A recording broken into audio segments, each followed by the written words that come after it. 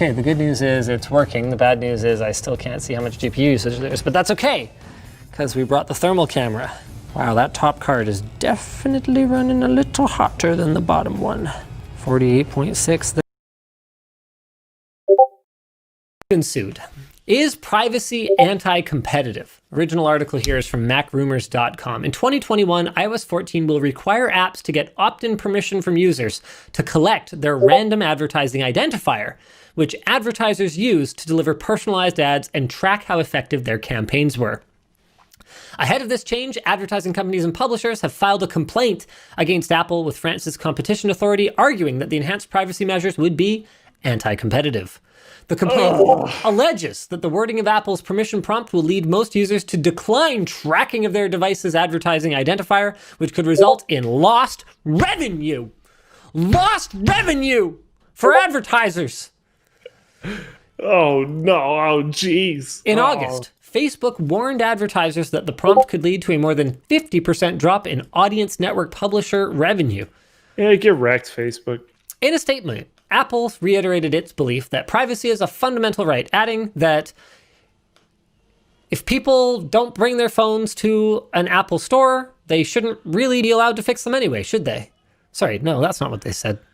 Have you seen all the stuff with the new iPhone 12? I've seen some of it. Yeah, I don't know if I've seen all of it, but yeah. It's still rumored, but it looks like, actually, I think displays are confirmed that they are tied to the SoC. And then I think it's rumored that camera modules in the 12 might be tied to the SoC as well, which is like totally arbitrary and unnecessary. Anyway, no, in a statement, Apple reiterated its belief that privacy is a fundamental right, adding that a user's data belongs to them, and they should get to decide whether to share their data and with whom. Apple said its own data collection doesn't count as tracking because it doesn't share the data with other companies. Okay. See, if Apple just didn't collect this data, then they would have a stronger leg to stand on. So they say only we can benefit from your data. I also like as much as, and like, you know what? Sometimes even when they find a way to make it personal gain, you can applaud companies' attempts to do things for the people, because you might as well. And if they can find some way to make it benefit themselves, then that's great. But this very, very much just seems like an attack on Google. Apple's position here, says Conan Kudo over in the Floatplane chat, doesn't really square with them building their own search engine and ad network. Yeah, they're just fighting Google. Yeah, cool. Oh, and apparently that is confirmed. The display and camera. Wait, no, I don't think the camera one is confirmed. Okay, I don't want to put my foot in my mouth here, so I'm just not going to say anything. If I'm going to put my foot somewhere, it's going to be in a dry shoe. Hey! Apple said that the prompt will be displayed on an app-by-app basis. And Apple already delayed the introduction of the prompt until early 2021 to provide developers with more time to make the necessary changes. Now, see, I would like this slightly different in a way that would piss the other people that aren't Apple off even more. And that would be to just have one, like, sure, okay, by default it could be app by app basis, but I would love to just have one override that's just like, yep, just don't share it ever. Screw them. That would be nice. General ads. I don't want targeted ads. You're still going to get ads. Just to be clear. Oops, my bad. Sorry, Anger Panda PC. I fixed it. Camera is apparently confirmed. Okay, there you go. So that's terrible news. So much for right to repair. See you later. Mario Kart Live Home Circuit isn't the kind of thing that we would normally cover in a dedicated video on Linus Tech Tips, but as one of the coolest applications of augmented reality that I have seen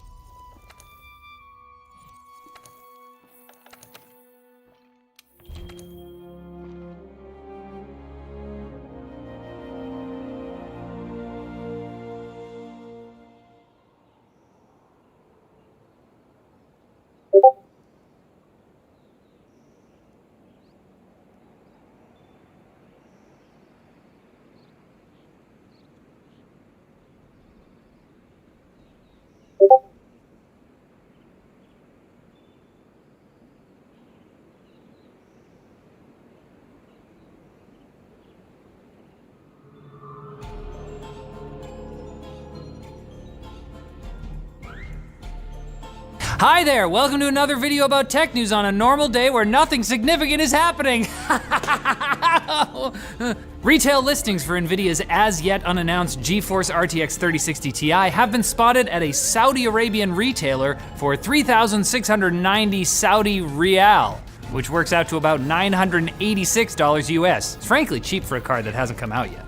That's premium. With the taxes and stuff. Maybe they're just trying to get ahead of the scalping for when it actually launches, you know? Early bird pricing. The 3060 Ti has also shown up at a few Chinese online retailers, which seems to indicate the card would launch December 2nd for $399, $100 less than the 3070, and that's much more reasonable. We're also seeing fresh rumors about an RTX 3080 Ti to take on AMD's Radeon RX 6800, as well as an RDX 3050 Ti, which would solidify NVIDIA's position at the low end. There's so many cards. Yeah, but the crazy thing is this generation, we got AMD looking good at the high end and NVIDIA taking the low end? What is this topsy-turvy situation? James, I'm spinning out of control. James, help! Just wait for the supers. It appears that Watch Dogs Legion, a game about hackers, has been hacked. Yeah! A ransomware group called Egregor claims to have infiltrated the servers of both Ubisoft and Crytek, and as proof they published a bit of data on their site yesterday. But Egregor says they have the entire source code for Watch Dogs Legion and will begin posting it online unless Ubisoft contacts them. I'm assuming they want something other than figurines from Ubisoft's ridiculously ugly collector's edition. Or else we're gonna release our own DLC. No, please! Ubisoft says they're investigating the breach, but this isn't actually the only technical problem on their hands. Legion's autosave feature is reportedly corrupting players' saves, leading to infinite loading screens. But I think that might just be part of the immersion. Like you have to hack your way out of it. And Gregor had the right idea. I mean, to be fair, don't hack people. And okay, fine, we'll talk about the US election for 1 second. Votes are still being counted and there's a lot of information flying around, so Twitter and Facebook have been labeling a lot more posts than usual that contain misinformation. A good many of these came from President Donald Trump, who claimed yesterday that he won the election already and posted that Democrats are trying to steal the election by continuing to count mail-in and absentee ballots. Facebook and Instagram have notices posted on their feed pages notifying users that the winner of the presidential election has not been projected yet, as there is every indication the results probably won't be completely known for another day or two. I guess this is the type of thing you want Facebook and Twitter to fact check, even if I am still salty they didn't like my hot take about how cats are literally the spawn of Satan. What was wrong with Satan? That's a good point. And we're due for another Spawn movie. Now it's time for Quick Bits, brought to you by Honey, the free shopping tool that finds the best promo codes whenever you shop online. Oh, sure, you say, but not where I shop. Well, I don't know whether you exclusively shop at Bill's Bait and Tackle down by the river, but Honey works on over 30,000 sites, including Amazon, eBay, Newegg, Razor, Best Buy, Walmart, and more. And it's free because Honey gets a small commission from sites where you use them to save money.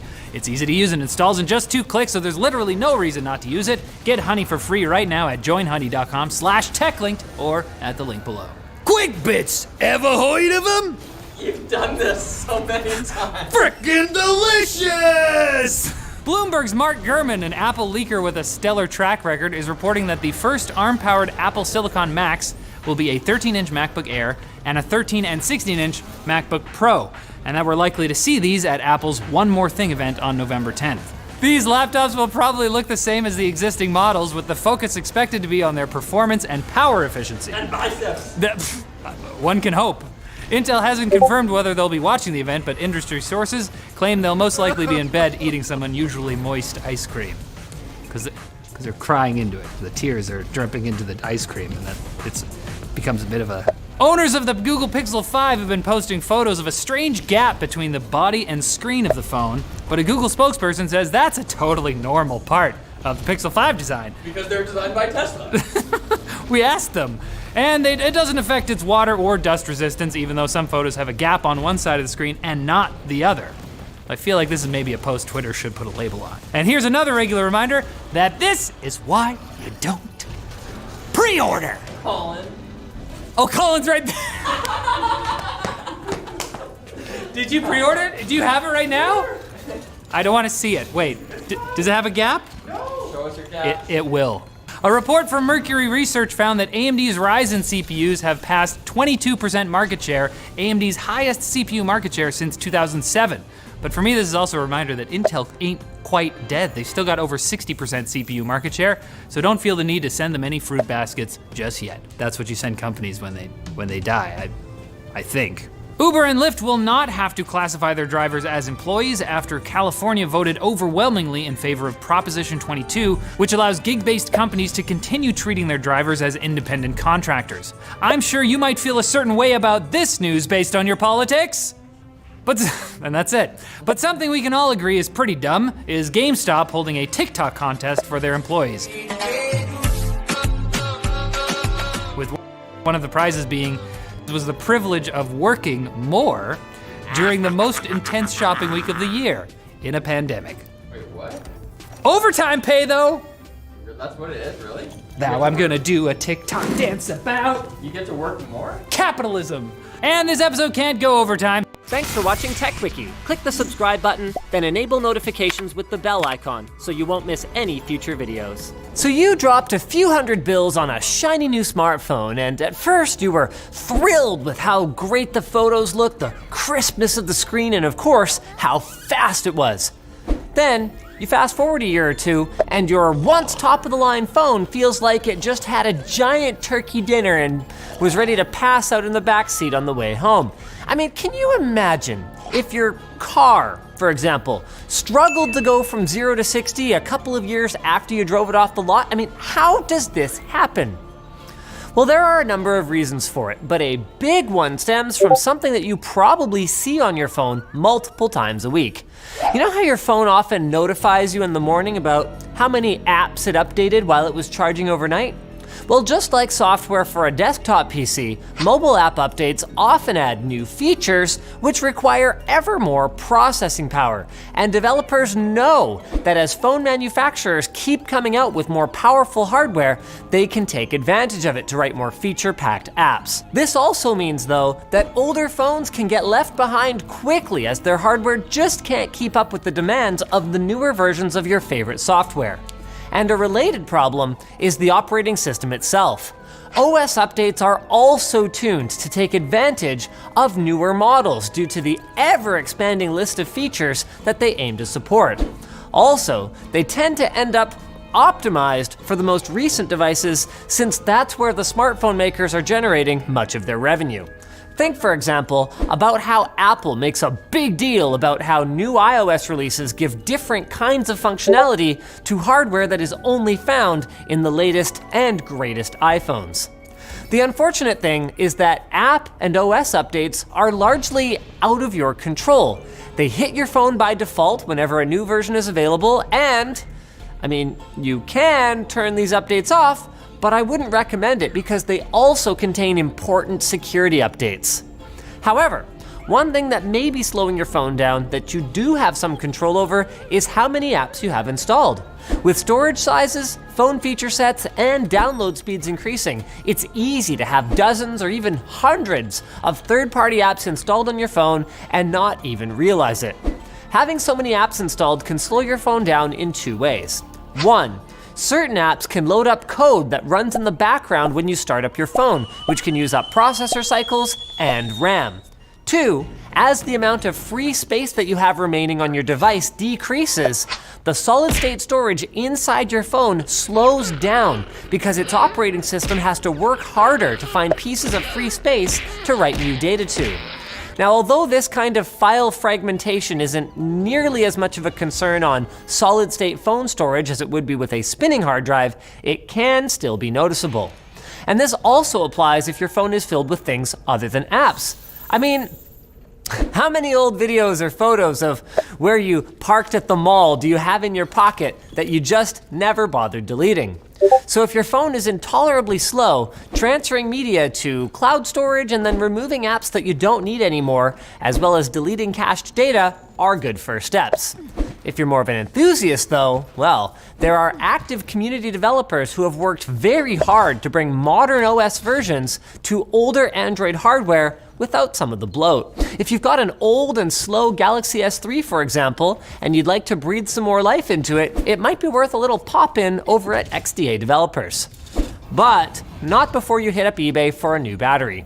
If you do have an aging phone, you've also probably noticed that the battery life isn't what it used to be. And this can affect both how long it lasts in between charges and even its performance.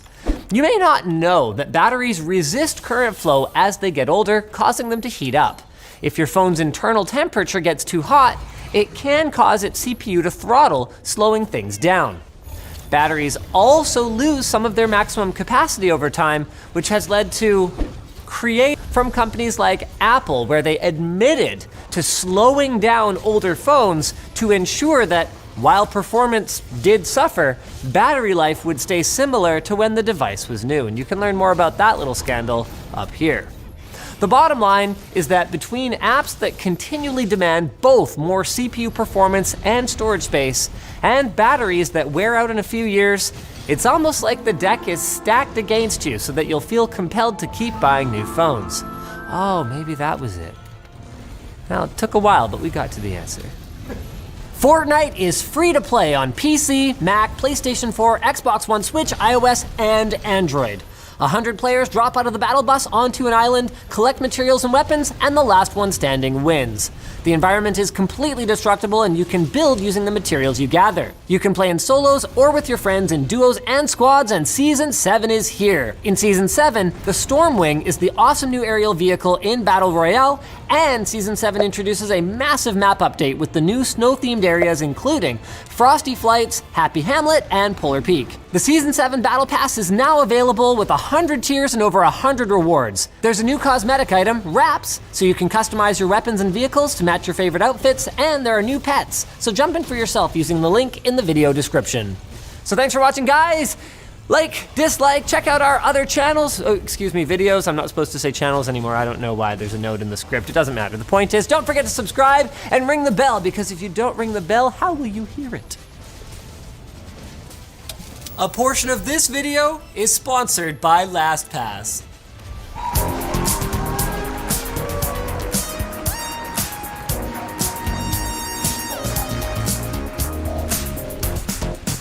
Welcome back to Coping with Your iPhone. James, how do you deal with all the useless, seldom used, or bloatware apps that clutter up your home screen?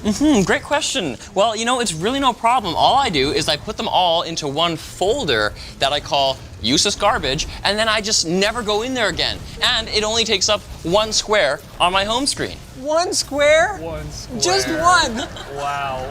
That's great. And how about you, Riley? Well, that's a great method, but what I do is I put all my useless apps on their own special page in the back, and I just never swipe there. It just doesn't ever go there. Nope. You don't have to look at it at all. It's like it's not there. That's terrific. Thank you. iPhones are they're so easy to use, aren't they? Yeah. Oh, that's great. Join us again next week when I'll be sharing my favorite dongle recipes. I'm just kidding, you guys. We did a video on 10 reasons iPhones are better, and now Android's getting the same treatment. After this message from our sponsor, LastPass. LastPass relieves the burden of trying to remember all your passwords for every website. Let LastPass fill in the passwords for you. Learn more at the end of the video or through the link below.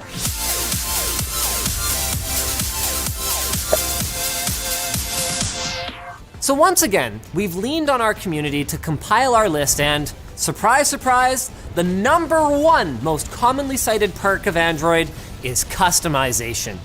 Not only does Android let you put your app icons wherever you want, including places you can actually reach, use non-hamstrung third-party keyboards, SwiftKey on iOS is just truly awful, and change your default browser to something other than Safari, it even lets you change what's called the launcher, which is basically how your desktop looks and feels. For example, the Google Pixel Launcher has the app drawer available from a swipe up and the Google Now feed from a swipe right.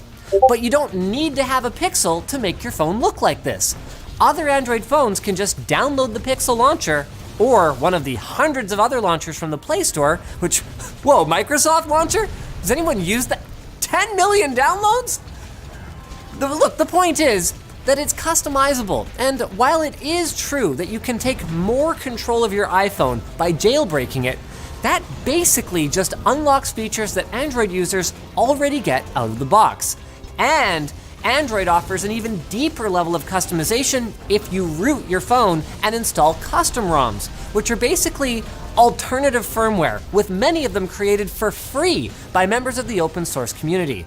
And they allow you to do all kinds of crazy things, like removing bloatware, overclocking for better gaming performance, underclocking to extend battery life, installing updates as soon as they become available instead of waiting for the OEM to push them, or even just changing what color your notification light flashes. Speaking of freedom, whereas unjailbroken iPhones force you to download any and all apps from the App Store, on Android you can access the Play Store by sideloading apps.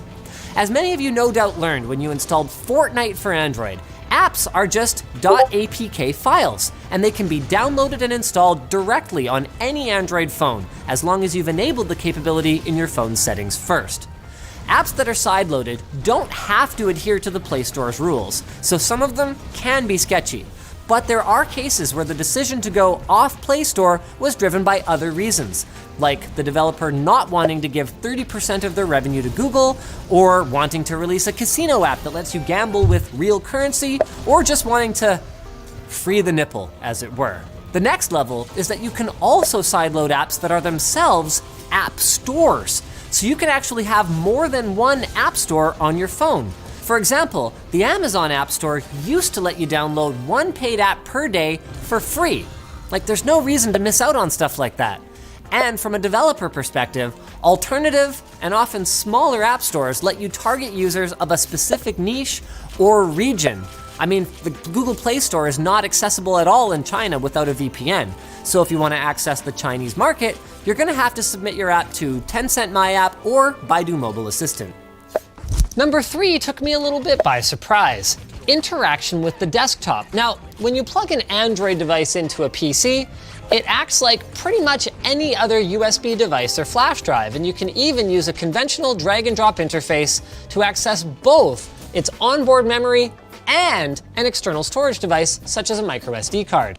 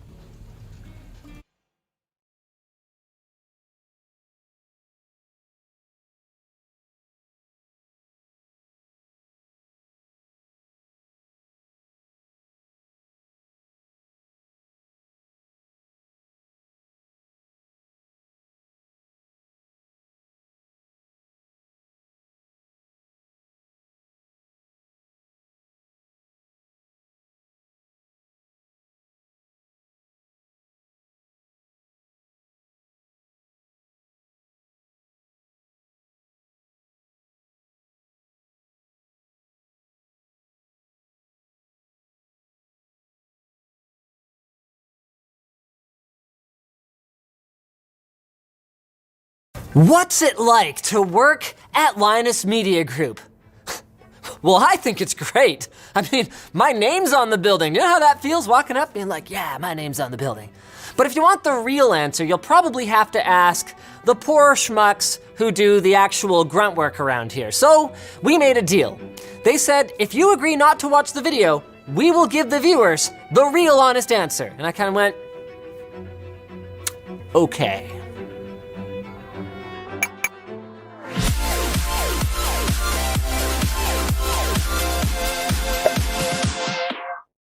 The Be Quiet Pure Base 600 features a versatile design, noise insulation, and optimization for different liquid-cooled radiator configurations. Learn more at the link below.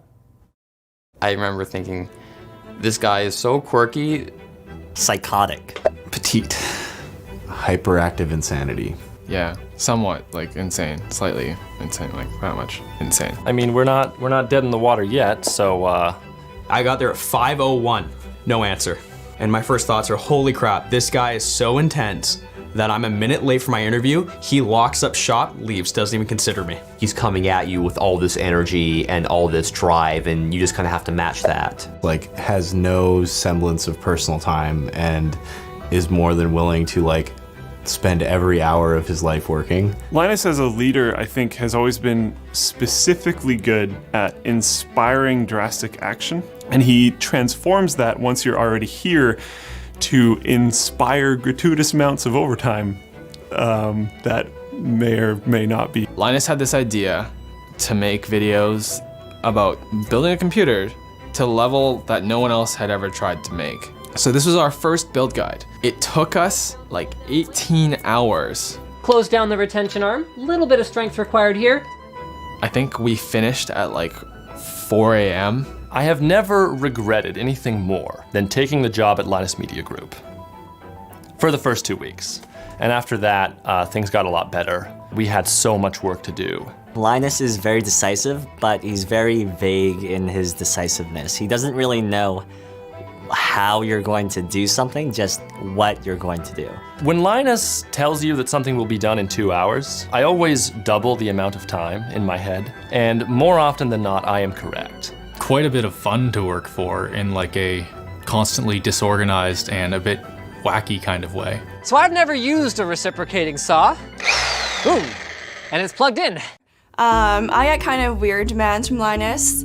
Like I said, not working with him much, I get demands like, can you paint my face? Can you find this? Can you do that? So as a leader, I'd say he's very random and interesting. So I never heard one of my bosses like fart audibly from across the office before, but if you're wondering at any point if we're actually as unorganized and incompetent as we seem on camera, it's actually like that. We're not faking that. And actually, this was a mistake. I mean, everything about this was a mistake, but this in particular, filling the glass, that was a mistake. He had like the jankiest setup, and as I walk away, the test bench fell, and it's probably the scariest moment of my life. Linus comes back, everything's on the floor. We lost the footage of something that had been shot earlier where Linus was installing something in his attic. Linus was definitely yelling and swearing. Like, I've broken some stuff by accident before, and he was mad, but that's like really short, you know, a short burst of anger. It's very rare where you're freaking out and I'm not. I only freak out when it's really, really bad. Whenever he's like, no, it's okay, and then he walks away. What? That's the GPS antenna. Yeah. Oh. Okay. Everything is fine. Everything is fine, and I am calm. And once he gets to a certain boiling point, you can feel it. The kind of mad where he gets really high pitched and goes, I was doing the WAN doc and I messed up one of the topics and he came upstairs and he just said, "You're fired." And I didn't know if he was joking or not. So I just continued working and everything went fine. And then about a week later, I accidentally copyright striked our channel and then Linus said, "You're fired." And I thought that time maybe he was serious because, you know, I almost took down the whole channel single-handedly. I've had some terrible, terrible bosses. Sometimes, I've been able to get one, either like a boss who knew what they were doing, or like a boss who like cares about people, but getting both of those together has been a new experience. He's really professional, and efficient. He doesn't like to waste time. I am nothing if not willing to do things entirely the wrong way for the sake of finishing this video right now. After 30 minutes of me sitting out front of the door, just waiting for somebody to answer the door, he calls me and he goes, "Oh, I completely forgot about our interview." And Linus is like, "This question's is stupid, this one's dumb, I don't want to ask this one." And then he puts down the paper and he goes, "All right, are you into bestiality? Do you watch bestiality?" I was like the 25th person to get interviewed. By the time he got to me and I was last, I think he had a real strict regimen of what he wanted to get through, and he probably didn't have any time or energy to waste on any bullshit. Excuse me? And he's like, "Yeah, you heard me." And I'm like, no. And he's like, "Ha, just messing with you."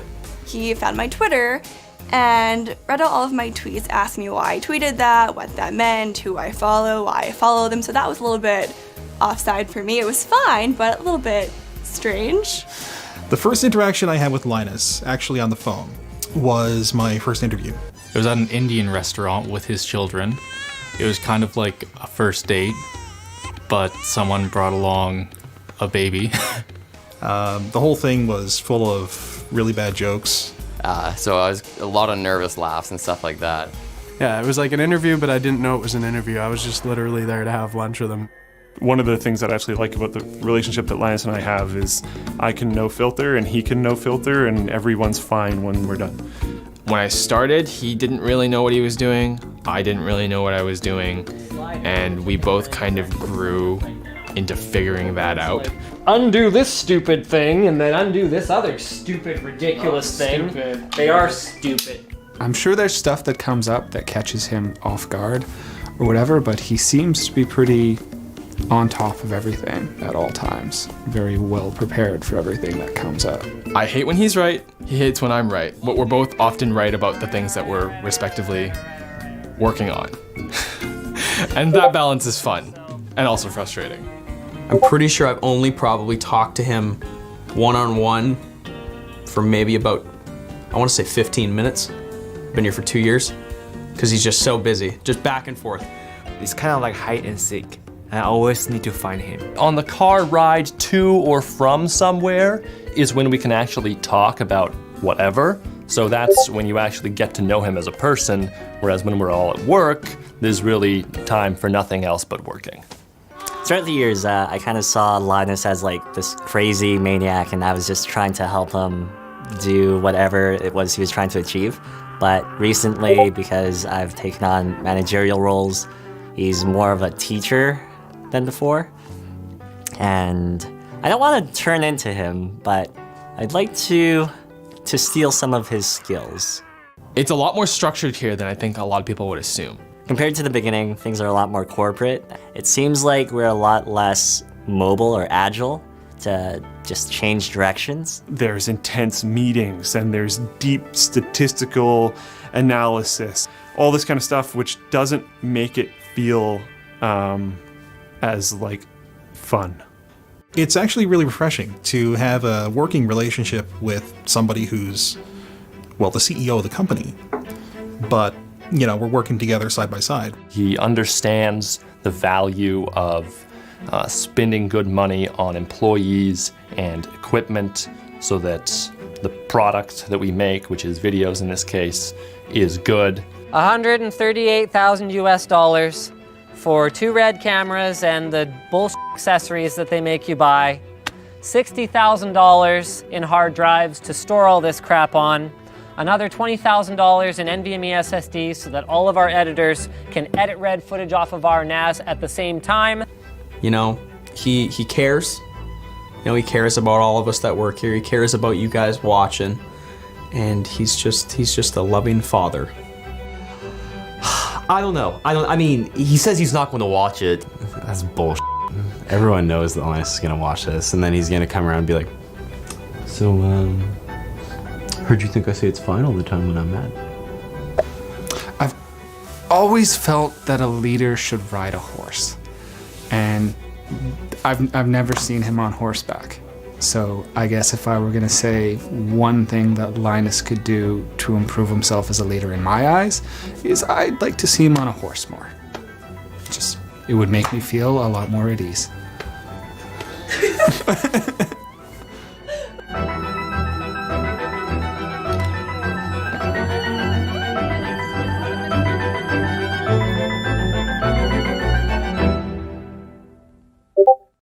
We have got a huge giveaway for everybody today. We've got 25 of Tesoro's new tuned in-ear Pro headphones featuring 9.2mm dynamic drivers presented in a solid, durable metal enclosure. It features an inline microphone with a magnetic earbud storage system to keep them tangle-free, and you basically just grip near the earbuds so you can automatically feel which ear they're supposed to go into.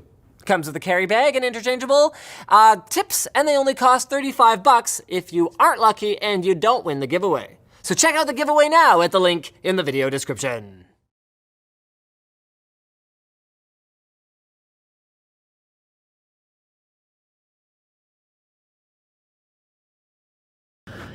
So I've actually been asked this a lot of times over the years, and I don't know, I guess, oh shoot, just tripped over a monitor there. Actually, I'm really excited. I finally upgraded the monitor in my office today to, hopefully there's nothing incriminating on the screen. Yes, the new 49-inch ultra-wide 1440p resolution. Anyway, that's not the point of today's video. I've been asked a lot of times over the years, you guys just make YouTube videos. Why do you have so many people on staff? Because with our new wave of hiring, we are going actually to be up to, I think it's 26? Does anyone know? Like, how many people are going to be here soon? 22 plus 7? 22 plus 7? Is that? 7? No, it can't be. It can't be 29. I think we're at 21. Okay, anyway, the point is, with the new wave of hiring, we're going to be up to over 25 people here at Linus Media Group, and that doesn't even count Flowplane. So I've had a lot of people say, well, you just make YouTube videos. Well, what else do you do? And in response to that question, I don't think I've ever actually answered that question publicly, because I just didn't really see the point. That is all we do. Yes, we're not a system integrator. We're not a retailer. We are just a YouTube channel, but actually multiple YouTube channels. So we do, I think, more work than I think some of you realize. So aside from Linus Tech Tips, which does 6 normal uploads per week, and by normal uploads, I would say like our Monday to Thursday and then Saturday, Sunday content, plus WAN show, so that's 7 videos, plus any extra releases. So we define an extra release as something that's not part of our regular 1 video every day programming, where we're doing like a sponsored showcase or something like that we just didn't think was a standalone release. So we'll do that as an extra slot on Friday, or sometimes as an extra spot on midnight on a weekday, or something along those lines. Or we'll do it in the standard slot, and then we'll move what would have been that day's video to midnight, or whatever the case may be. So we do 7 videos a week, plus any extra sponsored stuff on Linus Tech Tips. We do 3 videos a week over on TechLinked, which Riley is actually kind of the point man for that channel. So that's, we're up to 10 now. Then we do another 2 to 3 on Tech Quickie. So that's 12 to 13 videos a week. And then plus we do have some, although I'm hesitant to even count it because it's very little. We do have some video production work that we do.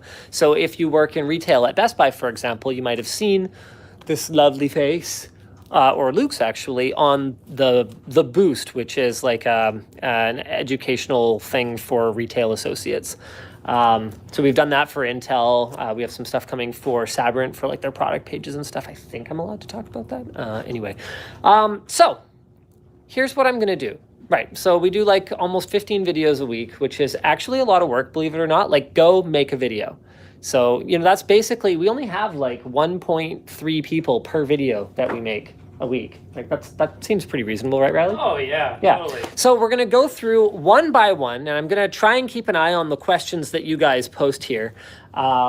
in the chat. So if you guys have some like great questions for people, but I basically want everyone to tell me 3 things that they do. Like why do we need you to make videos? Oh man. That should be easy for you. Yeah. Okay, so I write TechLinked. I write every TechLinked episode except for Mondays, which usually John writes. I host TechLinked and some Linus Tech Tips now as well. And that seems like more than 3. And I doesn't it? write Linus Tech Tips videos. There you go. So that's what Riley does. Good job, Riley. Anthony, 3 things you do. So Anthony's on our writing staff. I sit here. Okay, that's 1. Yes, you do that. I write things. Yep. And I benchmark. Yes. Anthony also does some of our server and network admin. He also does some of our live streaming overseeing. So he and Jake are the ones that know how the live streaming cart works and all that kind of thing. He's underselling his importance a little bit, but that's sort of Anthony's way. He's kind of an understated kind of guy. If we want the polar opposite of that, why don't we talk to James? Wow. James. I make our videos watchable.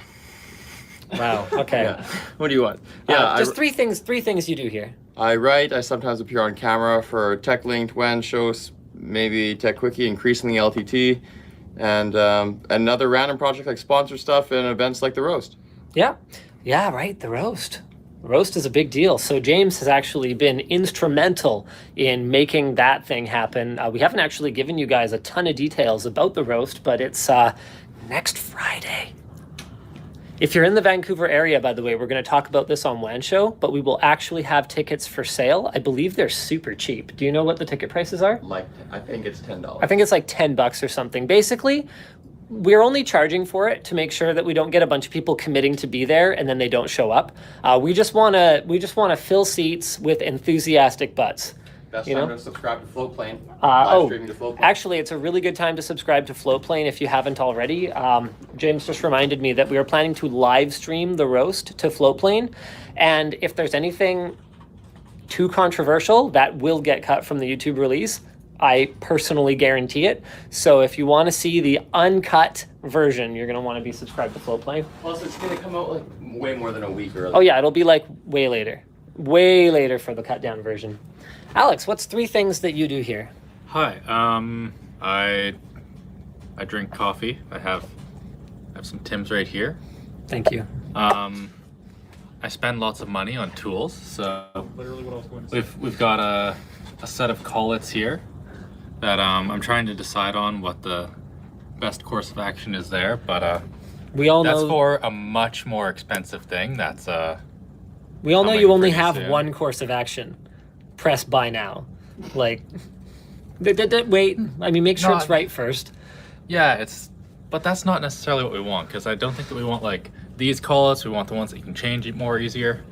Bit pricier, but Okay. What else do you do other than spend money?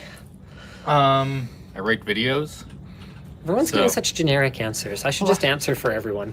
Yeah, what do I do, Linus? Okay, so Alex, he never actually completed his program, but as an engineering major at some point in another life, is our go-to guy whenever we need to create something from scratch. So he's really been the driving force behind our sleeper builds, behind anything that's been created sort of ground up from scratch materials. He's our CNC wizard, and that's, I'd say, really his sort of unique value add. He also does the vast majority of our laptop and system reviews. There. Yeah. Does that sound all right? Yeah, like the Aero 15 here. Just reviewed it. It's pretty good. Yeah. Actually, that should be a good video. We've also got, this is going to be cool. So Mac Mini versus PC Mini coming. So Mac Mini, quad-core processor. PC Mini, 8-core.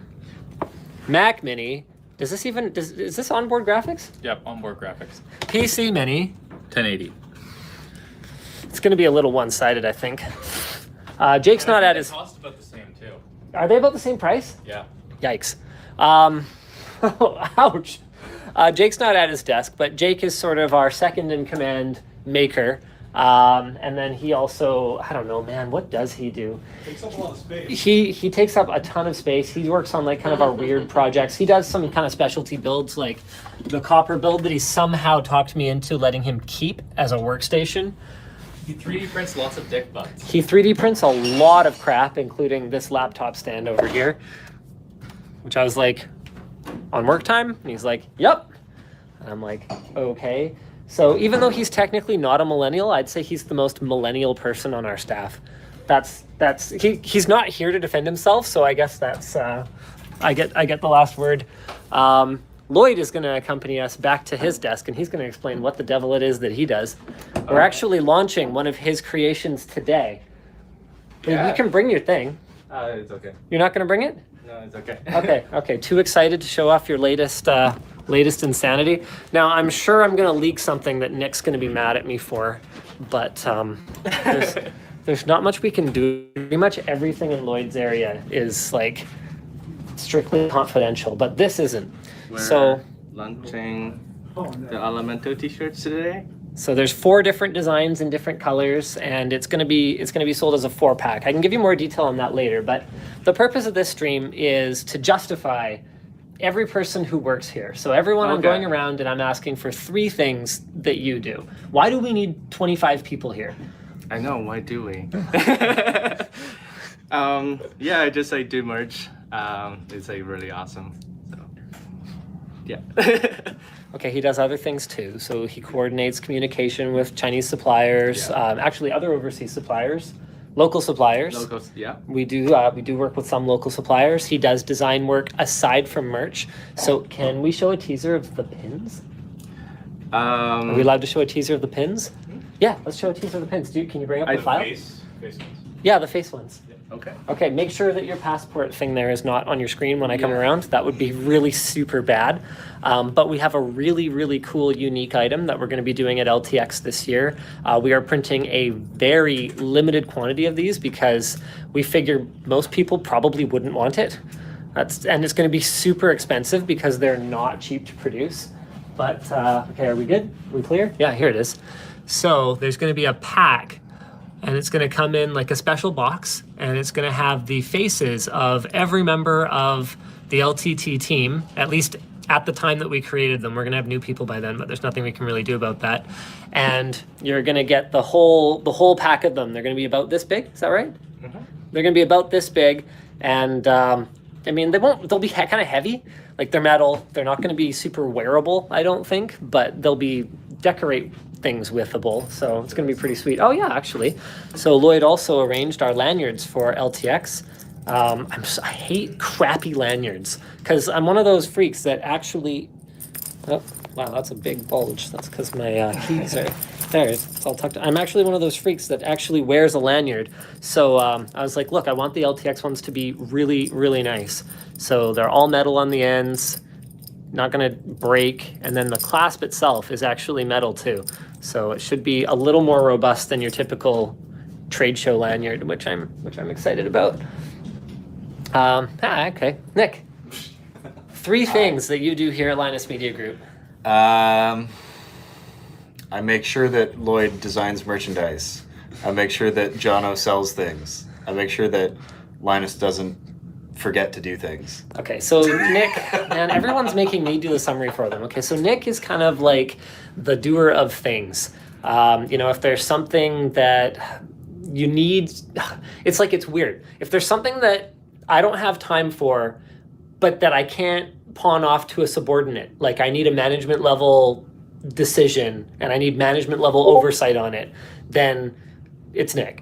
So like making sure that not just like he doesn't help Lloyd design things and that he fires up whatever software Lloyd uses to design things and does it himself. It's not like that. He's just working with Lloyd on the rollout of our store to make sure that the business side of it is going smoothly. And the same goes for working with the sales team, so Colton and Jono. Nick also covers my butt on all kinds of stuff. So if there's like a security call in the middle of the night, it actually goes to his phone rather than mine, so I get to sleep and look beautiful for all of you people. Right. Hey, that is a thing you do. It is. He also pimps the merch like nobody else. Oh wait, I wasn't supposed to show that. That's okay. You gave me hell Yeah, for this is wanting to just a show them that. It's just a stream. Okay, well then fine. That's coming. Yeah. It's gonna be sick. So like he'll post videos if I'm not around to do it. Yvonne, pure nepotism hire, right? What? 3 things you do Okay. here. I do HR. So HR is hiring too and dealing with problems around the office between people. I do accounting. No, we would never have any of those, would we? You caused most of them.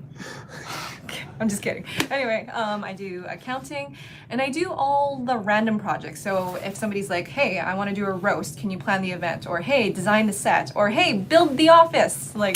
Or hey, actually, we're in an office that I decorated for Linus. So That you then yeah. took over. Then okay, I didn't assign myself this office. You gave it to me.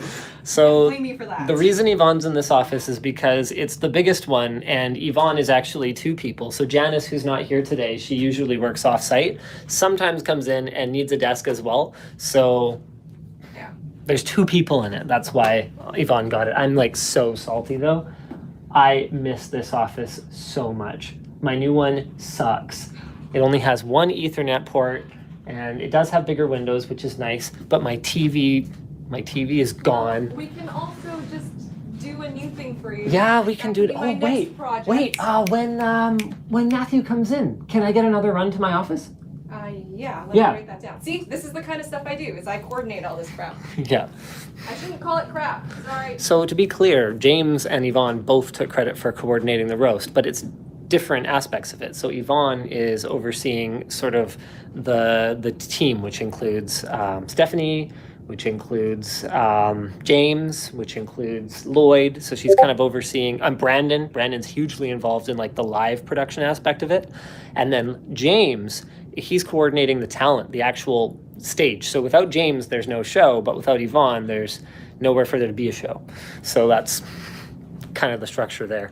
Colton. Hi. Colton, we love to meme that, like, what does Colton even do here? I don't know. But I'm asking everyone, why do we need so many people on staff, right? So what's 3 reasons why you should definitely be on staff? We're gonna justify my job. Without you, who would wear that shirt that was stolen from work? I didn't steal it, dude. Okay. First off, guys, I'm really important. Okay, let me tell you why I should be here. Come on, there's gotta be one reason. I'm just kidding. I don't know. I help coordinate and manage a lot of the business relationships. I help coordinate different business ventures. Like right now, we are actually working with one of our partners to create a commercial, like a full-blown, like actual commercial, which Linus is starring in a couple weeks. So that's gonna be really cool. And some other stuff, and then I'm like really stressed out about that. It should be good though. Yeah, no, right? Me too. That's okay. And then what I else hope they're not watching. Whoops. No, we got a plan. We'll be okay. Yeah, I don't know. And then what else do I do here? Well, you do some on camera. Yeah, a little bit on camera You stuff. do There you go. project coordination. Yeah, the project coordination. I mean, the business part is like the biggest part, right? So me, Jono, and Nick kind of do a lot of that stuff. Oh, there's Nick now. Colton's Hi, Nick. the key LTX pimp.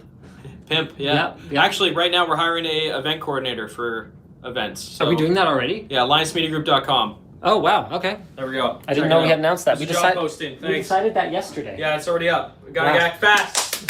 Gotta go quick. People Alright. were asking, are the hats fitted? The hats are not fitted. No, the hats are not fitted. I'm sorry. That was going to be just brutal. It would just be too much inventory, too much So, different inventory. We had to make decisions. Like we're not okay. So we have some purchasing power. Like the water bottles that we have upcoming. We bought what, like 5,000 of them? Only 2. 2,000. Yeah, so those are going to go Oh, quick. So I if think you- we should do if you another like few them- thousand of them. Well, with the amount of time it's taken them to produce the first 2,000, we should maybe find someone else to do it. But Okay. All right. Well, anyway, so like we can buy a few thousand of something at a time. But the thing is, when you've got something like a hat where there's variations, all of a sudden, you might only have a couple hundred of each variation, and then you've run out of a certain thing, and so your 2,000 units or whatever, it's easy to run out of one thing versus another. So we had to make decisions like, do we want multiple colors or do we want multiple sizes? like if we're going to go down that path of having a bunch of SKUs. So we went with multiple colors instead of multiple sizes to keep our SKU count under control. So there'll be something kind of like this. I'm not going to let you look too closely at it because that's actually an early sample. And then there's going to be a black on black one as well that looks great. Got a bunch of people claiming that this is pre-recorded. No, I just really, really suck at reading super chats. So Marco says, LTT LMG cases and hardware solutions when? Honestly, it's not really our focus. We think there's a lot of guys out there doing a great job of computer hardware, and we're kind of leaving it to them. Joey says, finally caught a stream, been watching since the NCIX days. Thanks so much. No, thank you, Joey. All right, so we've made it downstairs. The camera den is empty. I'll probably find Brandon and David out there somewhere, though. Okay. Here we go.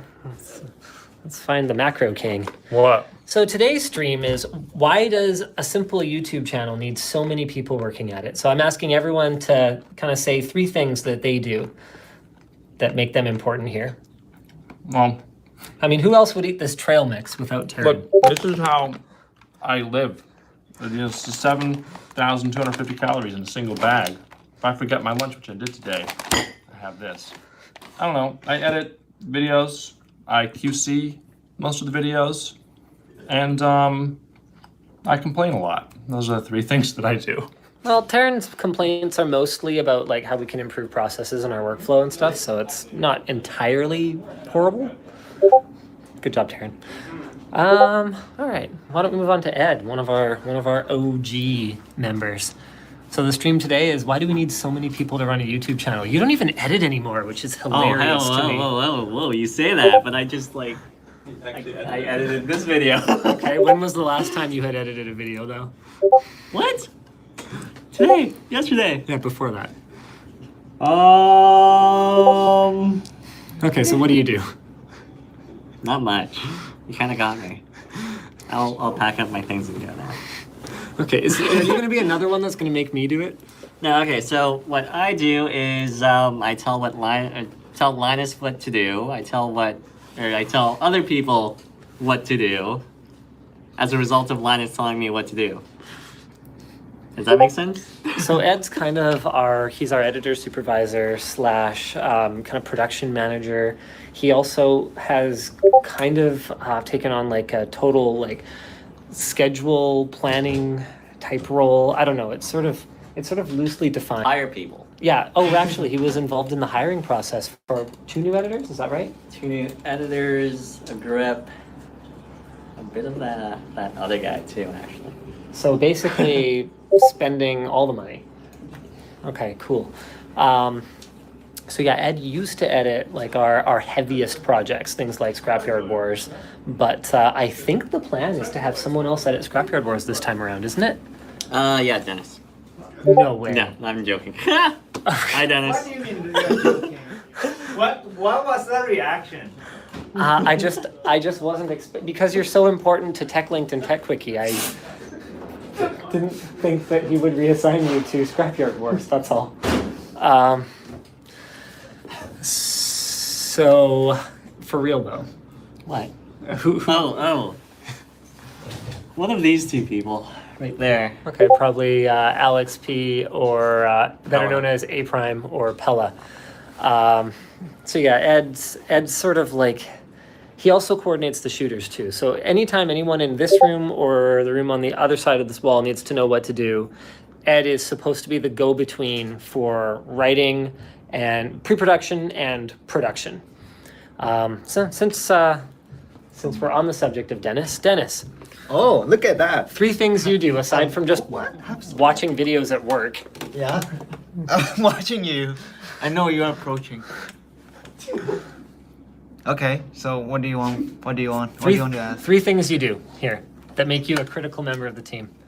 Oh, aside from taking personal calls at work. I don't know. Hold on, here. I can talk to them for you. Okay, sure. Answer that. I don't know who that person is. Hi, this is Dennis's personal assistant. They hung up. Okay, 3 things I do. This shouldn't be that hard. I can think of like 5 things you do. Yeah, I was being serious. Okay. I do tackling. Look, I'm editing right now. I'm actually working, which is due in 2 hours and a half. And I do Tech Quickie, I do LTT, and sometimes I help. Not sometimes, it's never happening. The channel superfan is already dead, but still trying. we've been saying that we're trying for like He's 2 still getting years. over it. Yeah. Also, I'm gonna roast you next Friday, and this is my outfit. Oh wow! Look at that. That is some print there. That is some leopard print. It's beautiful. Oh, look at that shoes. Dennis also. Wow. Okay. Dennis also coordinates our Chinese translation efforts, and he actually helps us source things from China that we just don't have the language skills to source. Like you know, can speak some. like Taobao or whatever. Not whatever. I do a lot of things that people don't know. Yeah. And yeah. Yeah. Like contracting me to paint his wall for. Oh example. yeah, not yes. I pay you. Did I pay? No, you didn't pay I paid you a pad thai. Yeah, you gave me a pad thai. That's less than minimum wage, And by we the way. shared. And yeah, he took some. I did eat most of it though. Pella doesn't come on camera much, so it's not really his thing. But I'm gonna ask him anyway. Pella, what's your 3 things that you do here? I edit videos. And I edit videos. And I edit videos.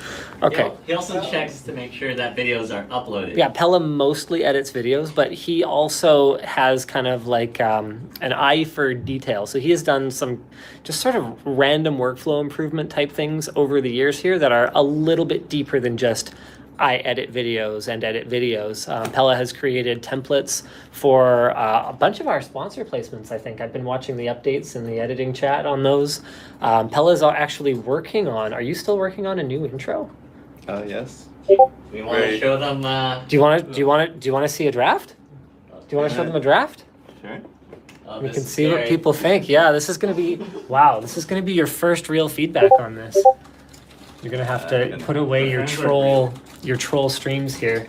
I'm just going to move away from the chat real briefly here. Wow, yeah, new intro finally is what the chat's got to say about that.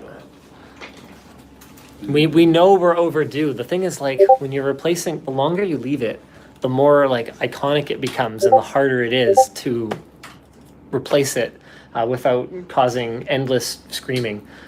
So we're trying. We still want to do it in-house just because we'd really like to. Okay, here it is. So I'm just, hold on, let me frame this a little better. Here we go. All right, hit it. It's just me. Oh, there it is. So there's no box. So I haven't actually seen this yet. So it appears that my guidelines may not have been followed. Right there. That's the box. That's the box. Okay. Well, we'll go through this later. We'll see if that ever sees the light of day. The box. Okay, there is a box. I will give you that. I'll have to hear it with music. What do you guys think? We've got that looks great. We've got old one is better. We've got boring. We've got pretty cool.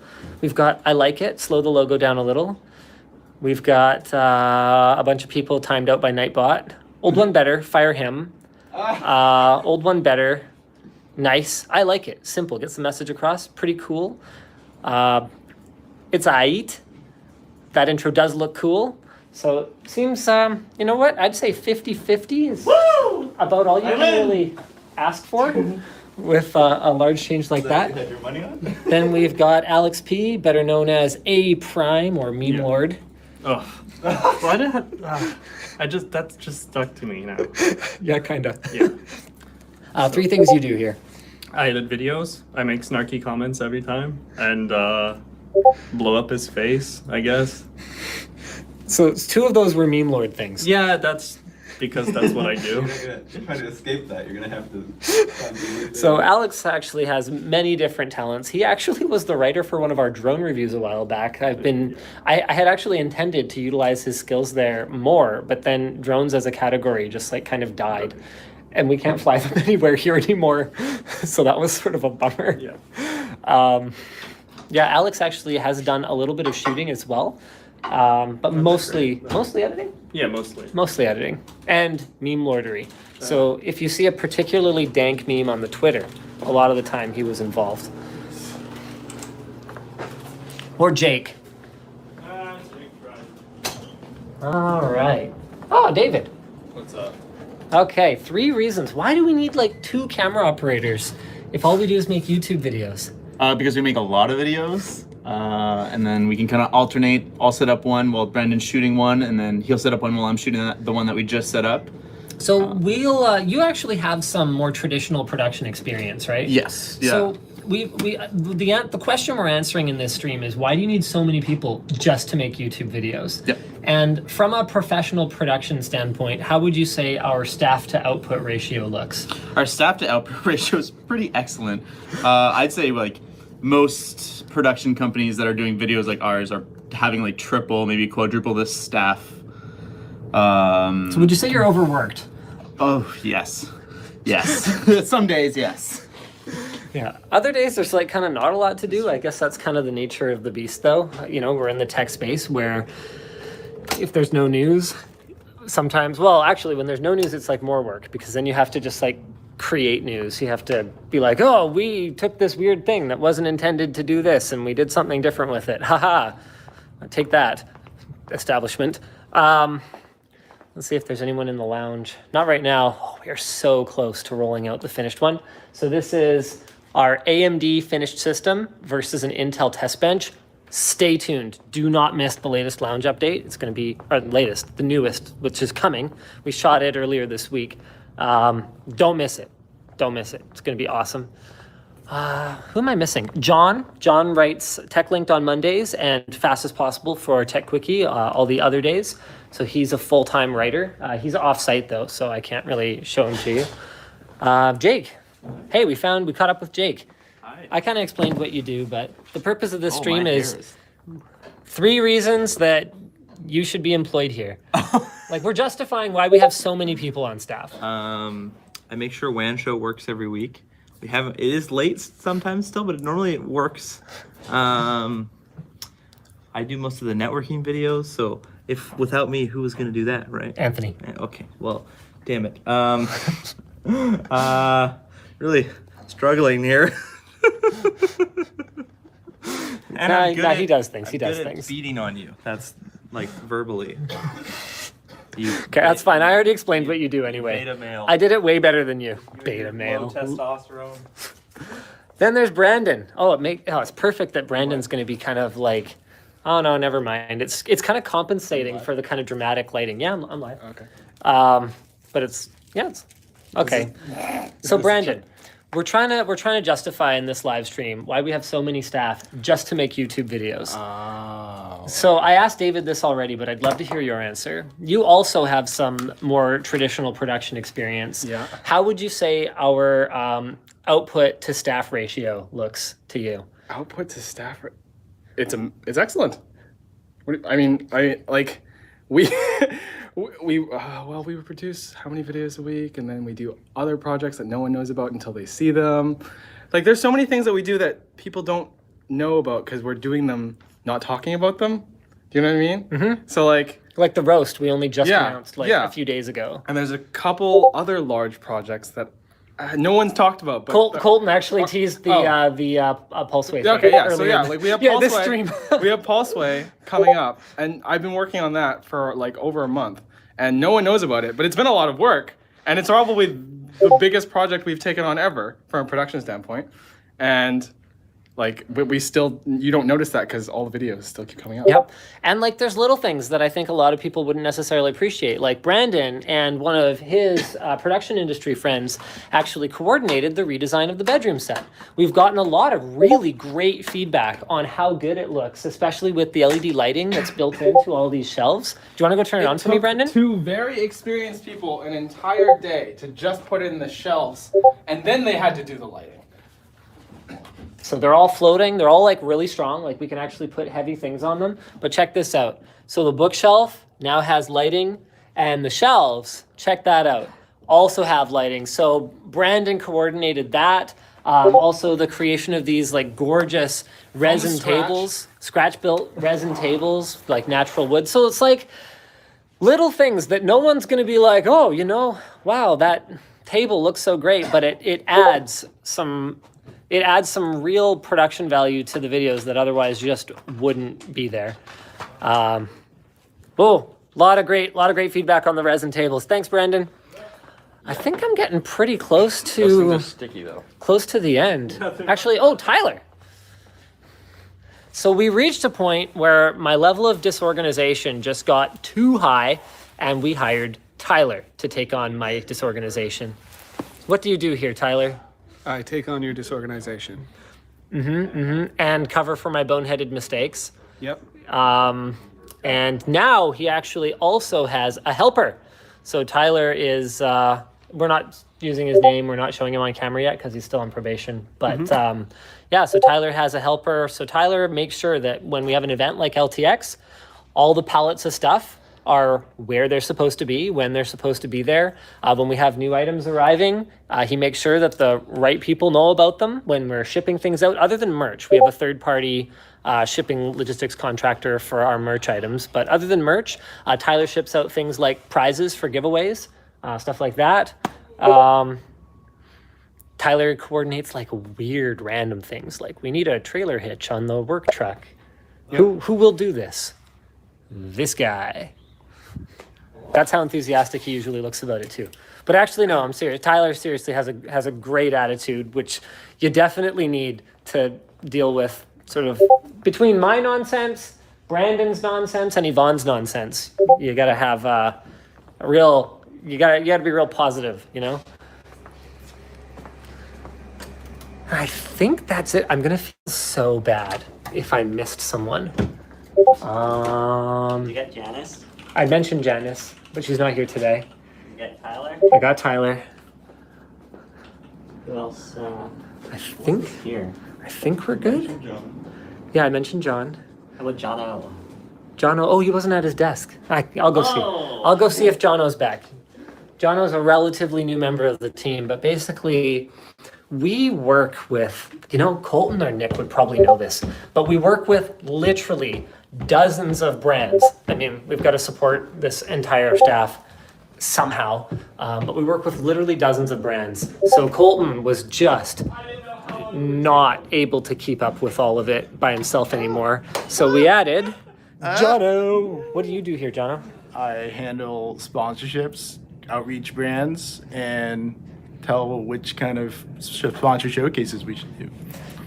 Pretty much, yeah. So he takes sort of my, no, we're not going to do that. That's stupid. And he turns it into something that's far less abrasive for like an agency or brand to take back to the client. And then when the client says, actually he will, then that comes back to Jono. And Jono says, Linus, it would really be great if maybe we could do this.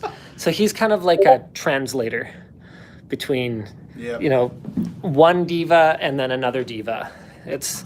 I don't envy him. It's a fun job. It's challenging. No, I didn't forget him. I was doing WAN show. So there you go. That's everyone who works here for now, at least everyone who was in the office today, and that's what they do. Now I need to actually, there you go. Looks like David's all set up, and we're gonna shoot a video on this weird thing.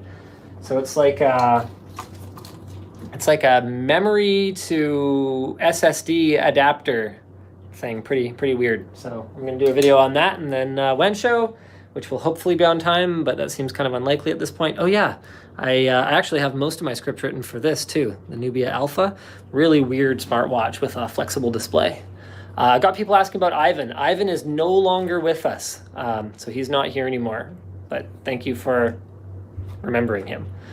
Luke's not here, he's sick. He's actually sick today. I would have shown the float plane peeps, but they generally don't come in on Fridays, and Luke, who would normally be in at the end of the day on a Friday, is off-site because he's not feeling well. All right, thanks guys, bye-bye. Oh, hold on. Hold on, this is great. Someone's like, they have scripts? Yes, we definitely have scripts. Hold on, I'm gonna make sure I don't show anything confidential on my screen here. Oh man, I gotta type in my password, just 1 second. Oh crap.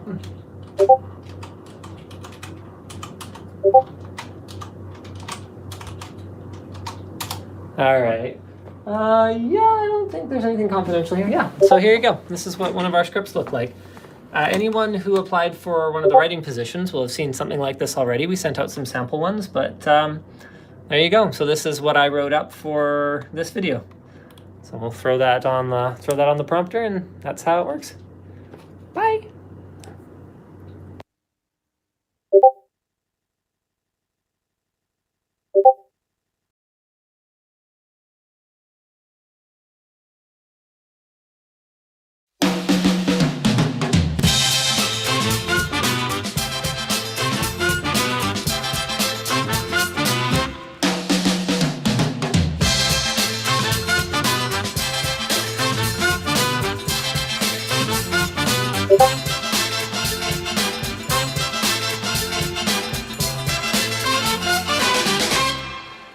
The roast of Linus Sebastian is fueled by Madrinas Coffee. Get the Linus Tech Tips Vanilla Cold Brew today. And now, please welcome your roast master, James Stride.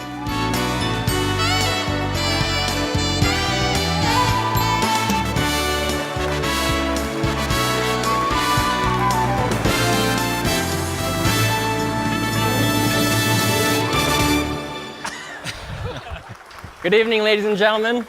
I'm James Stride, and tonight is the big night.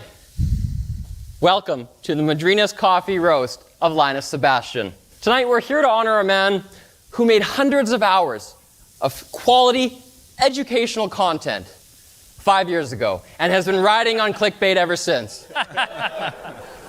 But before we get into it, I'd just like to say, on behalf of all those in attendance tonight and the millions watching at home, Colton. Hey! Woo! There he is. That guy. Joining me on stage tonight, I have essentially an entire team where every player was picked last. Oh. You guys look like the character select screen for that banned Steam game, Active Shooter. You're like a BuzzFeed listicle for famous virgins. I'm just kidding, you guys. No one here's famous. Bitwit is here tonight, playing himself. Kyle also sometimes plays a yellow-faced character named Lyle, who we all feel uncomfortable watching. But it's okay, because Kyle is part Chinese and part douchebag. He was allowed to bring a date tonight, but Paul already had plans, so... Gamers Next is Steve. I recognize you now. Sorry about earlier, man. We had a mix-up where I thought Steve was the guy we hired to set up the microphones. Sorry. Man, if you're Tech Jesus, we're gonna need more nails.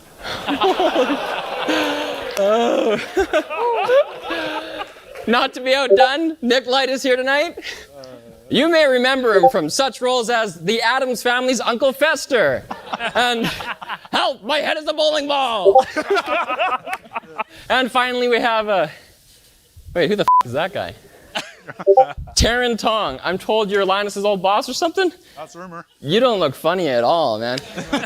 Guys, don't worry. Someone will put timestamps in the comments so you can skip all the people. Oh my god. Speaking of people who love segues, Linus is the megalomaniac CEO who pays my salary.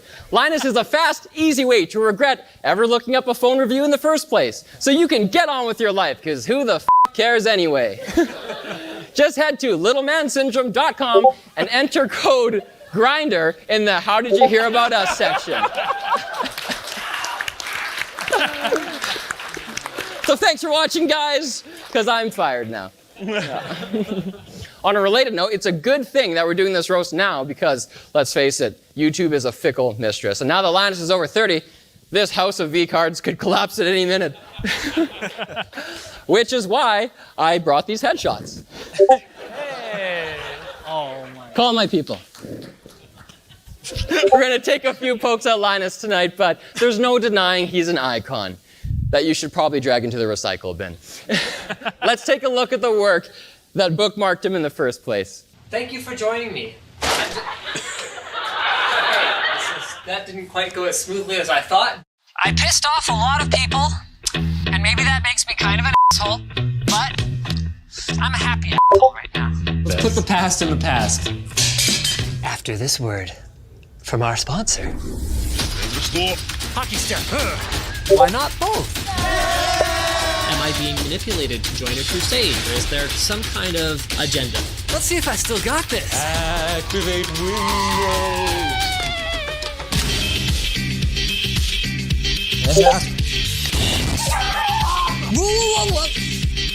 Let's go! You see, these are rubber tires. Good traction on those tires. You could always just bludgeon your opponents over the head when you lose. I won!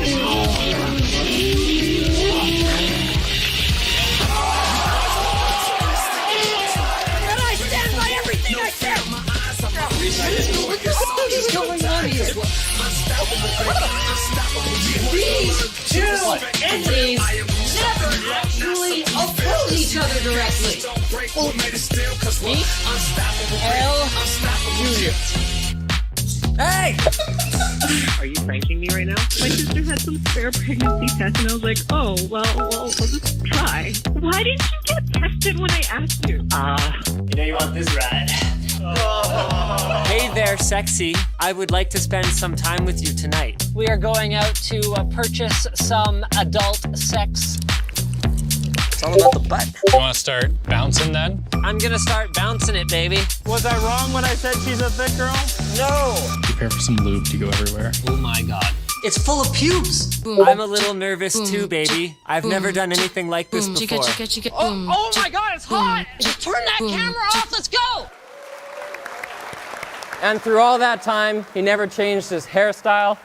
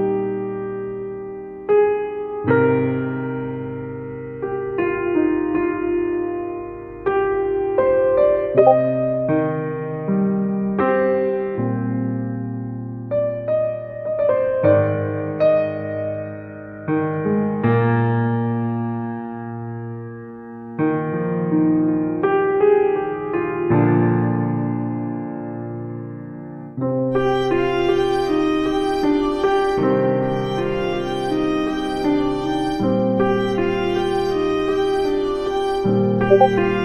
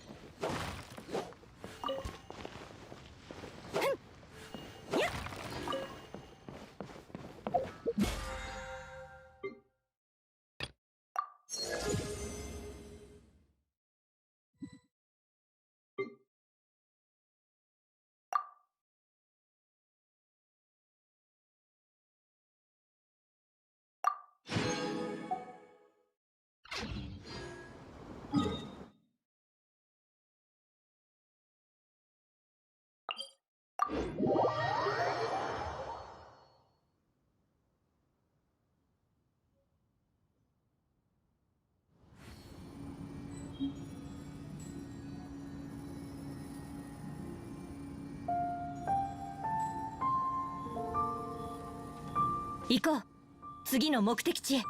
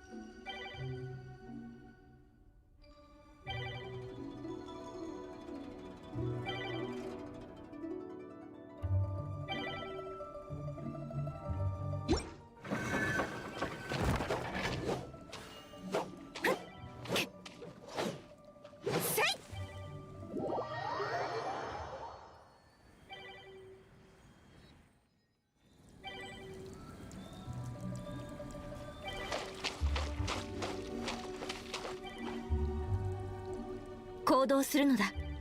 ここに留まっているわけにはいかない。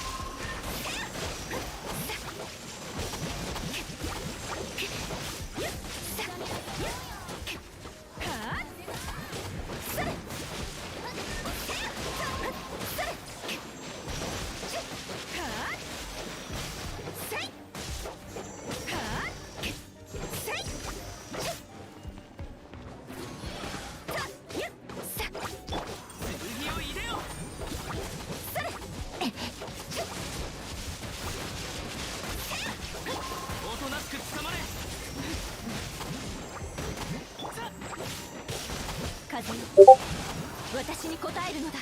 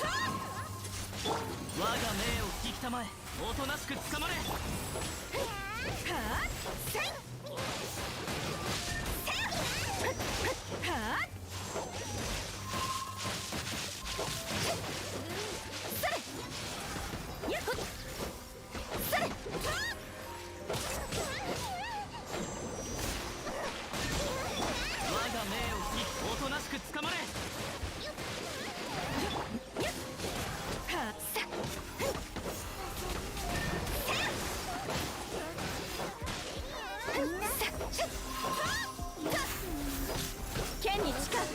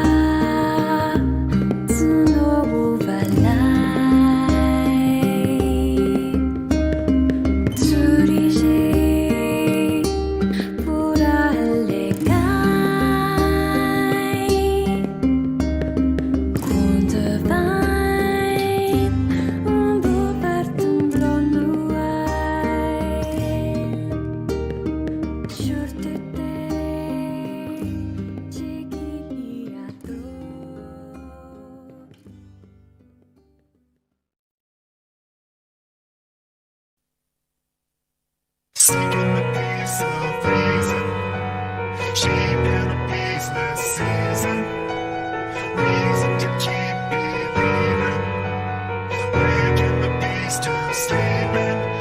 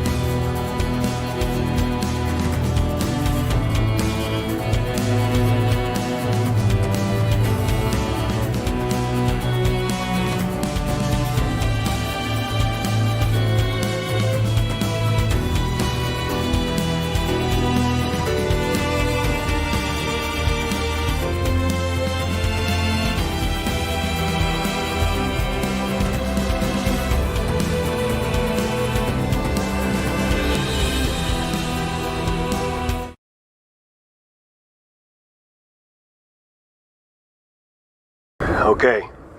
We're gonna wait until dark. Well, what if she escapes? She's got the high ground. She'll wait for us to make the first move. I'm gonna rest. You take the first watch. Stay low.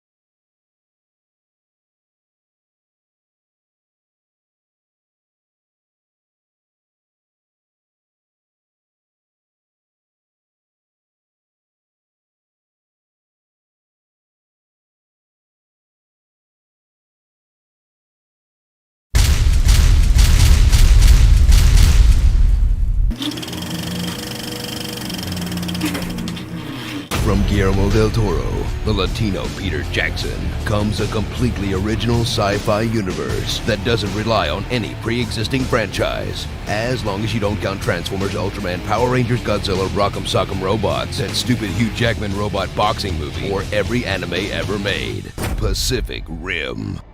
When giant aliens emerge from this iTunes visualizer at the bottom of the ocean, the entire world's resources will be spent on building giant robots to punch them in the face.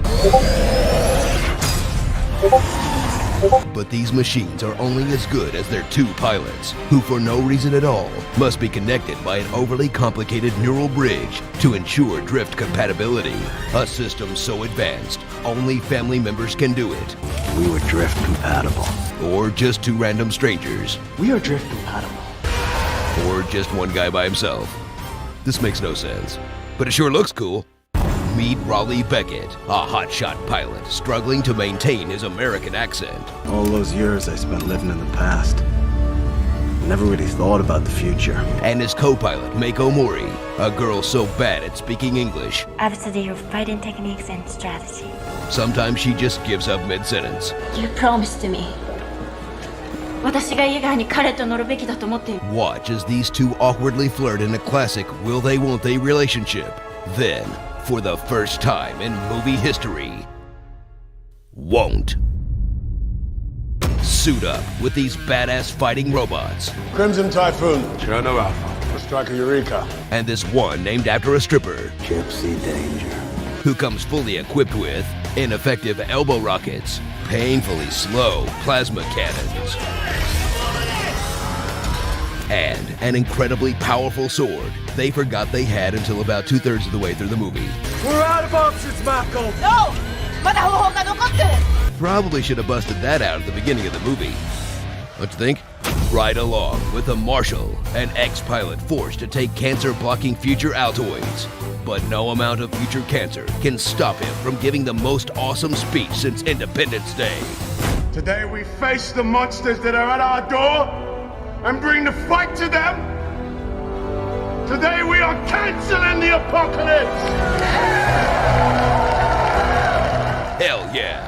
So relive the summer's guiltiest pleasure that's either the most awesome dumb movie ever made or the dumbest awesome movie ever made.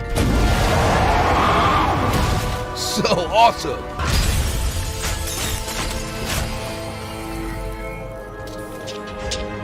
So dumb. Starring things your inner 9-year-old will love. Giant robots. Giant monsters. Giant robots punching giant monsters. Using shipping crates as brass knuckles. Using a freighter like a baseball bat. Bow staff fighting. Colors. A doggy. Oh, that's got 3 arms. Pew, pew, pew. Whoa! And that one part where he's all like, and the kaiju's all, awesome, dumb robot movie. I'm from Pacific Rim. Let's be honest, that movie was super dumb, but I still cannot wait for the sequel. Thanks for watching. Be sure to subscribe. Only you can prevent forest fires. 60% of the time, it works every time. I'm not locked in here with you. You're locked in here with me. I am a banana.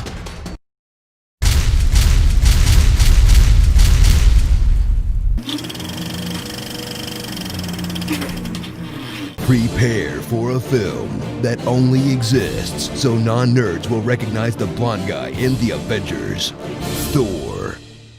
You've seen great superhero films. You've seen terrible superhero films. Now, prepare for a superhero film that's just kinda, I mean, I guess they did the best they could adapting a comic book about a bratty space god. You are an old man and a fool. Journey to Asgard, the land of Viking myth, where everyone gets a pointy hat. The gods live inside a CGI pipe organ, and the only way in or out is through the Rainbow Road level from Mario Kart. Meet Thor, the least relatable Marvel hero since Doctor Strange. He's an idiot demigod prince with a magical hammer that really needs to buy a vowel. Mjolnir. Mjolnir. Mjolnir? What's Mjolnir? But Thor isn't the only god in town. Meet Loki, Thor's evil stepbrother, who will stop at nothing to betray his adopted father with the help of his real father. I will conceal you, and you can slay him where he lies. In order to betray his real father. Your death came by the son of Odin. To impress his adopted father? I could have done it, Father, for you. That makes even less sense than his plan from the Avengers. Not a great plan. Meet Odin, Thor and Loki's dad, who pretty much guarantees that one of his kids will grow up to resent the other. Only one of you can ascend to the throne, and both of you were born to be kings. Oh, and all these rejects from Lord of the Rings, Game of Thrones, and Xena Warrior Princess. Struggle with the former god of thunder as he's stripped of his powers and banished to these 2 square blocks in the New Mexico desert. There, he'll acclimate to our strange earth customs, like ordering in restaurants, Another! healthcare, You're no match for the mighty! traffic safety, and horse purchasing. I need a horse! We don't have horses, just dogs. And give me one of those large enough to ride. Watch as Thor turns to Jane Foster for help, a brilliant astrophysicist with supermodel good looks that just happens to be single, and who immediately falls in love with Thor for no good reason. Make that 6 reasons. Abs. So ride along with Thor as he loses, then regains his magic powers, hooks up with Jane, saves 2 different realms from destruction, and learns the virtues of patience and humility, all over the course of a long weekend. Seriously, this whole movie takes place over 2.5 days. Starring Thunder from Down Under, Lokimon, The Godfather, Idris Elba, Lord Zed from Power Rangers, One Broke Girl, and Portmandia. Thor's obligatory movie. So Loki dies at the end and comes back to life by the end of the credits? That's gotta be some kind of record. Hey, Screen Junkies, if you like my voice, how about clicking that big subscribe button then, huh? Also, want to see Lucius Fox himself read the Fox? Then click the box to the left to see us waste Morgan Freeman, Robert De Niro, Michael Douglas, and Kevin Kline's time reading dumb stuff. Speaking of which, my voice can punch your face in the face. Dead or alive, you're coming with me. Goody Goody Gumdrops. Dayman, fighter of the Nightman, champion of the sun. Easy peasy, lemon squeezy.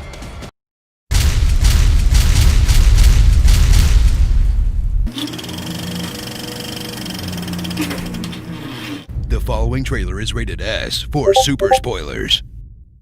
From Zack Snyder, the visionary director behind Legend of the Guardians, The Owls of Ga'Hoole, comes the world's most hopeful superhero in his inevitable dark, moody Christopher Nolan update.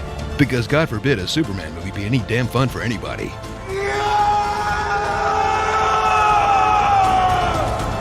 Man of Steel.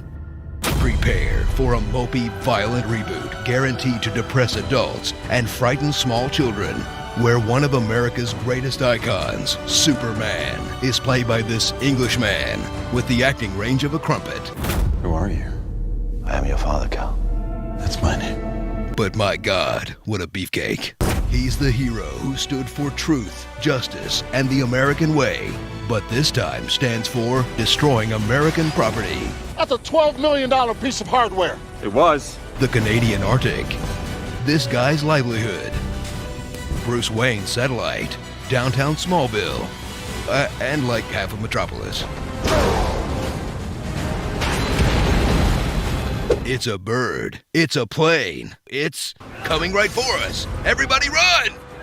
Journey to Superman's birthplace of Pandora, Krypton, an alien planet full of avatar birds, Matrix babies, sepia tone, way too many subplots. Krypton's core is collapsing. This council has been disbanded. I know you stole the Codex. I will find him! And ships shaped like wangs. Meet General Zod, a Kryptonian out to destroy humanity with the power of dubstep.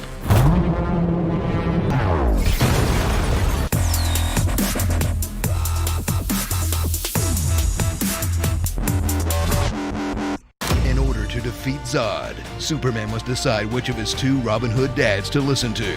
Space Dad says show off your powers to inspire humanity. You could be the bridge between 2 peoples. Farm Dad says hide your powers and let innocent people die. What was I supposed to do? Just let him die? Maybe. Watch Superman honor them both as he shows off his powers and lets innocent people die. Meet Lois Lane, a Pulitzer Prize winning reporter. I'm a Pulitzer Prize winning reporter. That's what I just said. She's a superhero in her own right, with the powers of staying alive in sub-freezing temperatures, scaling ice mountains, seducing hot space dudes, and showing up wherever the plot needs her to be. General Zod would like this woman to accompany me. Come on, there's no reason she should be on that military plane. It's supposed to go in all the way! That's what she said. When Lois uses her Nikon camera to photograph this Budweiser drinking alien, she'll discover the truth from his friend at the IHOP. But when Zod sends her a message on this Nokia phone, it's up to Superman to take him on with this U-Haul truck, through this 7-Eleven, back to the IHOP, and inside this Sears. So, if you loved the Christopher Reeve era Superman movies, but wish they made them less hopeful, killed countless civilians, visualized our worst fears of urban terrorism, and had Superman overcome his first villain by murdering him with his bare hands, DC has made the reboot for you, Psycho.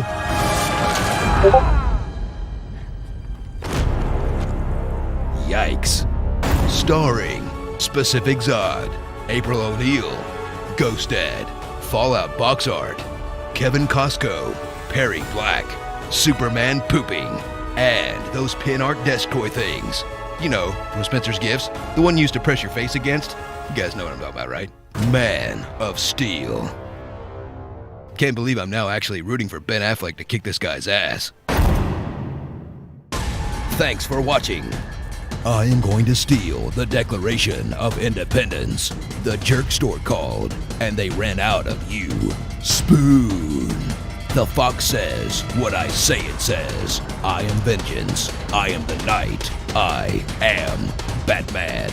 Hey, Screen Junkies, for more awesome stuff, click here to subscribe.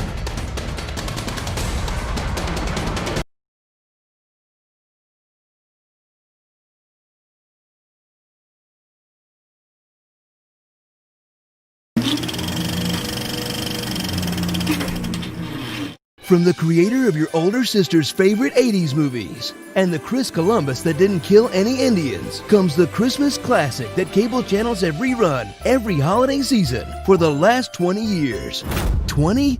God, that makes me feel old. Home Alone.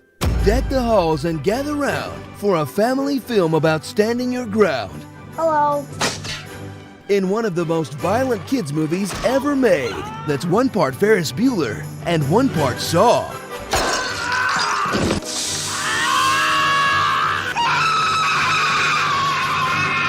This Christmas, travel to the all-white part of Chicago to meet the McAllisters, the worst family ever. Kevin, you're such a disease. Rejoice in the Christmas spirit as they gang up on this 8-year-old boy. Don't you know how to knock phlegm wad? You're completely helpless. Look what you did, you little jerk. Everyone in this family hates me. Then stick him in the attic and leave the country. What else could we be forgetting? Mom? Witness years of neglect and abuse take their toll on the small child as he shows all the signs of becoming a sociopath, like manipulation. Go. I'm sorry. Talking to himself. I can't seem to find my toothbrush, so I'll pick one up when I go out today. And trapping two non-violent criminals inside a sadistic world of torture from which there is no escape. But gosh darn it if he isn't just the cutest little thing. Meet the Wet Bandits. There's Marv, who sounds like he's the narrator from the Wonder Years. Kids who are scared of the dark. And Harry, who sounds like Joe Pesci trying not to curse in a PG movie.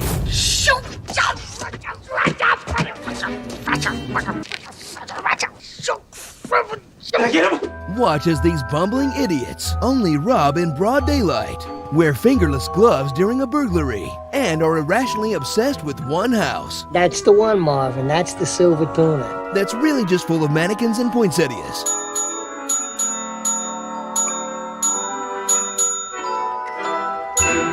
Seriously, there's like nothing worth stealing here.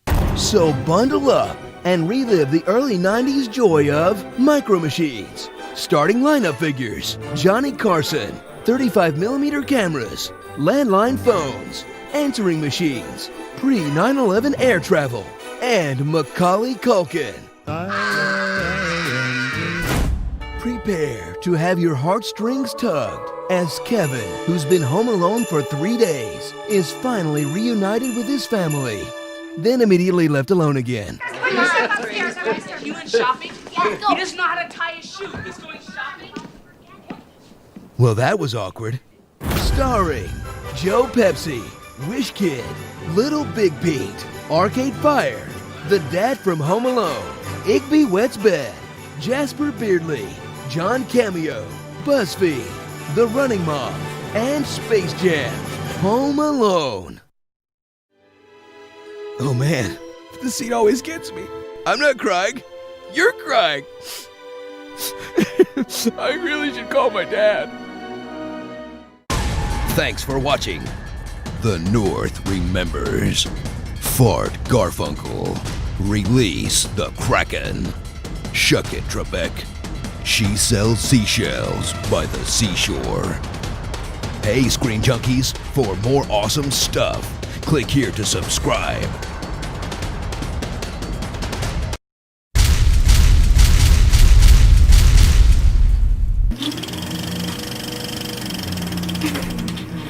From the acclaimed director of the Lord of the Rings trilogy, who really should have moved on by now, and the money-grubbing studio who's continuing the awful trend of splitting one short book into multiple unnecessary movies, comes the first installment of a trilogy that should really only have one installment: The Hobbit, An Unexpected Journey. Forget the days of good standalone movies and settle in for a 3-hour-long prologue for a sequel that looks far more interesting, but also just as unnecessary. Shot on location in some of New Zealand's most beautiful green screen studios and filmed in such high definition, it made audiences want to hurl, return to Middle-earth, and stay there way too long for a story that takes over 40 minutes to even get started. And watch as a movie tries its damnedest to trick you into thinking it's The Lord of the Rings, but isn't. Featuring another fellowship, another spooky mountain, another eagle rescue, The Ring, New Zealand, Gollum, and these Lord of the Rings characters that weren't even in the book.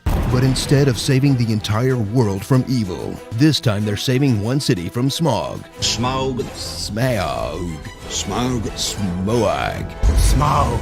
Whatever. Meet 13 interchangeable dwarves: Thorin, Borin, Doran, Dora, Brombor, Nosy, pass, skip, next, Oh, look, Gandalf. Together, they'll team up with a random unprepared hobbit who steals from the mentally handicapped for yet another Middle-earth adventure full of even more walking.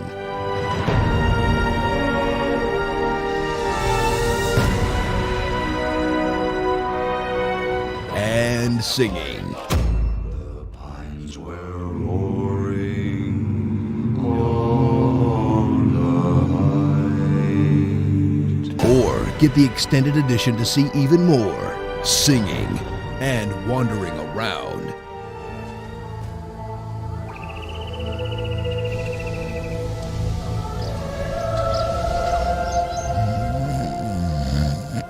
Oh, sorry, dozed off for a second there. Man, I can't believe there's going to be 2 more of these. Prepare for a new movie trilogy, adapted from a 300-page book that'll ultimately be just as long as the last trilogy, which was adapted from 3 400-page books, and experience a movie that has a 3-hour runtime, but so little story, you can basically sum it up like this. Dragon. Run! The Lonely Mountain. So instead of Return of the King's 8 different endings, watch a movie that doesn't even have one. But you won't even mind, since it means you can finally go home and watch Game of Thrones. I do believe the worst is behind us. You said it, buddy. Starring Dildo Daggins, your parents' favorite band, Birdface, Mama June, Honey Boo Boo, Hobos, Not Viggo Mortensen, those rock people from He-Man, Precious, based on the novel Push by Sapphire, God of War, Galargamel, and Straight Dumbledore. The Hobbit, a totally expected letdown. Look, I know there's a dragon there and everything, but couldn't the Eagles have dropped them off a little bit closer to the mountain? Lazy birds. For more awesome stuff, be sure to click our precious subscribe button. Screw you guys, I'm going home. That really rustled my jibbies. Donkey boner. I'm looking at you through the window. Such honest mini trailer, wow.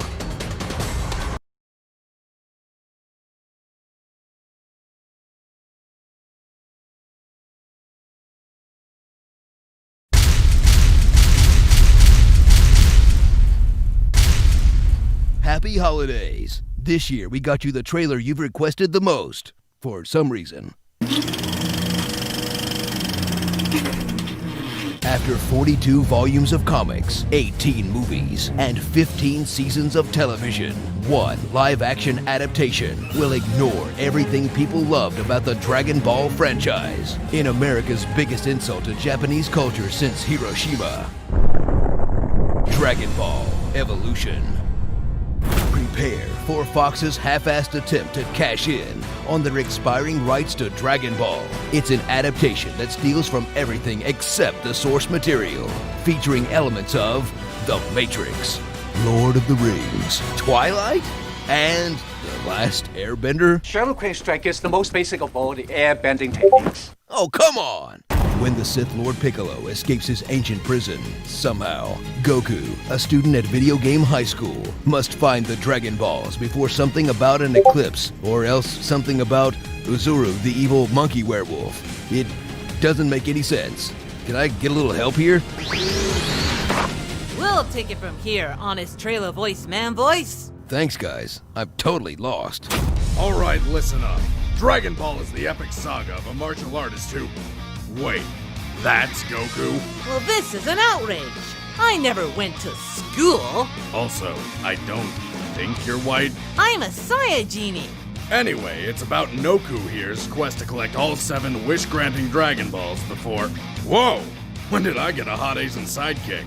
Maybe this movie isn't so bad. I am Muten Roshi, the Invincible! My grandfather is dead. Nope, it sucks. And along the way, Goku was joined by his best friend, Krillin, who should be showing up in the movie any second now. Any second. You're not in the movie. Damn it! I gotta be honest, guys. This still seems pretty stupid. But the show is way better. I fly around on a magic cloud, fight a shape-shifting man-pig. And help a 300-year-old man get laid! Have we sold you yet? Not really, but thanks for trying. You bet. Bye-bye, honest trailer man voice man. Hey, my roof! Sorry. Power up for a movie that doesn't just sound bad, it looks bad, as the epic key attacks from the cartoons are replaced with CGI hand farts. Release!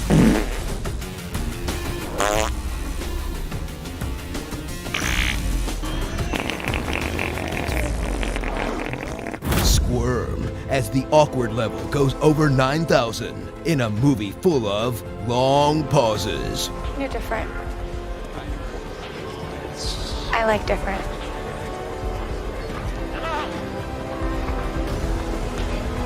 Terrible dialogue. Grandpa! I'm so happy to see you! And Justin Chadwin's forehead vein. So, gather up all your balls for the one wish that everyone can agree on. Make this movie never exist. Starring... How dare they make a movie about Kakarot and not invite me? Oh god, not another one. I am Vegeta, Prince of Saiyan. Oh my god, is that the beta male? Looks like a tiger with Down syndrome.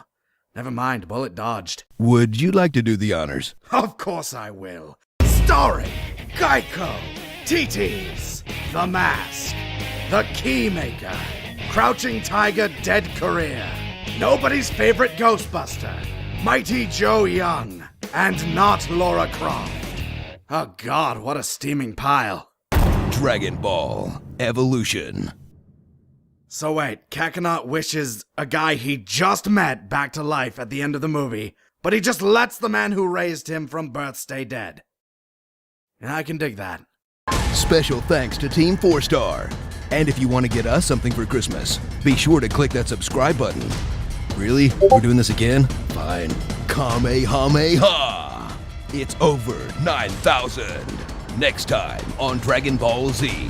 How man bears does Bear Grylls grill if Bear Grylls could grill bears? Reindeers exist. Yes, Virginia, there is a Santa Claus. Merry Christmas and a Happy New Year.